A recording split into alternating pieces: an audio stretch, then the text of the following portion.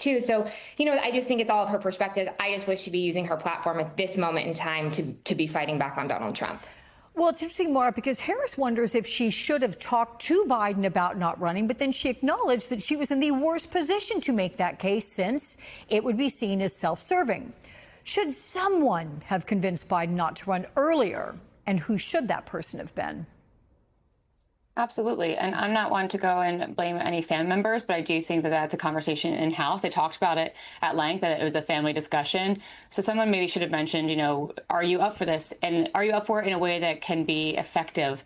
And then I think it goes to, his inner circle. And I think that the very insulated inner circle he had, they were also very self-serving. I mean, I think then you look at what Jen O'Malley Dillon and Anita Dunn did, even leading up to that debate in June, where obviously then he, had to bow out of running, and that's where Kamala Harris stepped in.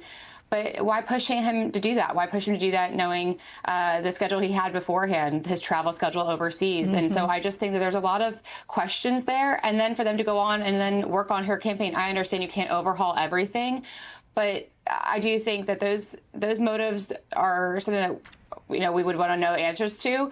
But also, why would they then be tapped for Democrats to go run in campaigns? I mean, for Republicans, sure, that's probably good news. But I think for Democrats who are looking to revamp and to find strong leadership, I don't think the likes of those people should be part of their, part of the team.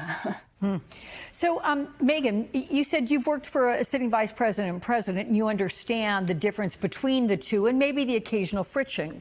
I hope I'm not putting words in your mouth on that level, but Harris accused the White House of not pushing back on attacks in the press, not giving her more of a role at events. And she writes, getting anything positive said about my work or any defense against untrue attacks was almost impossible.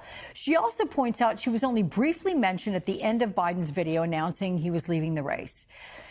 So the question is, did the Biden team not do enough to set Harris up for success, even if she'd had a longer campaign? It's interesting. I was there in the beginning of the administration, so I'm not sure exactly what was going on at the end. But I know if you look back in time when I worked for then Vice President Biden, there was constant battles with him and the Obama team and our team and their team. And it was interesting that the same things happened. But the vice president does have her own staff. She does have her own communication staff. She has the things to be able to push back on these messages herself within her own apparatus. So, I'm not sure exactly what happened during she wasn't mentioned more in his video. It's just interesting. Why are we hearing about these complaints now? And if you want to be a leader and you want to run again or run for office, I would like to have someone who can speak truth to power. So I would hope that she would have lunch with with the president frequently. Why wasn't she able to have those conversations? And I think that's something that maybe instead of blaming everyone else, that we look at ourselves and think, I should have said something. And I wish that there just was more accountability. But again, I just wish she has a very strong platform and a very big following. And I wish she was using that to fight back on the economic policies that we're fighting right now and all these different policy issues that we are moving forward as a party with Democrats. And I wish she'd be more of a leader in that way instead of looking backwards. Well, look, she may get there. So more of the question is, what are the lessons to take away from 2024 as both parties are looking for their new leader? Right. And I think that what Kamala Harris is doing maybe gives them, okay, here's looking what happened. How do we move forward? And, the Democratic strategists should be looking at that, of what worked, what didn't work. Not necessarily the timing, because obviously, you can't change that. You can't change the amount of time she had to run. But what was successful and what wasn't. I think we learned that it wasn't successful despite what the economic numbers showed, to gaslight people into telling them that they were doing better than they felt. So I think that some of these things are what's going to be important looking forward.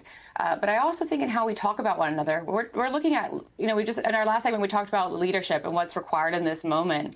And so I do think that what we're looking for, the large swath of the American people are frustrated by this toxicity and how divisive it is. And so if there's somebody who wants to step up and say, listen, I know that it's bad. I know that it feels bad, but we can do this better. I would welcome that in a heartbeat. And I think many people would. All right. Megan Hayes and Maura Gillespie. Ladies, good to see you. See you next week.